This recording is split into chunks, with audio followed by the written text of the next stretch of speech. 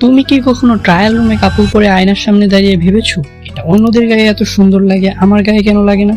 এর কারণ তুমি তোমার বডি টাইপ অনুযায়ী কাপড় পরছো না। যাদের বডি স্লিম বা পাতলা, তোমাদের টার্গেট হচ্ছে বডিতে ভলিউম যোগ করা, লেয়ারিং করে পরো। শার্টের নিচে তুমি একটা টি শার্ট পরো, লুজ ফিটিং টপ বডিকে ভরাট দেখাবে। কিন্তু স্কিনি বা একদম টাইট কাপড় এড়িয়ে চলো, কারণ এতে পাতলা ভাবটা আরো চোখে পড়বে। যাদের বডি একটু হেভি, তোমাদের গোল উল্টো, লম্বা আর স্লিম দেখানো। ভার্টিক্যাল স্ট্রাইপ আর ডার্ক সলিড কালার বেছে নাও।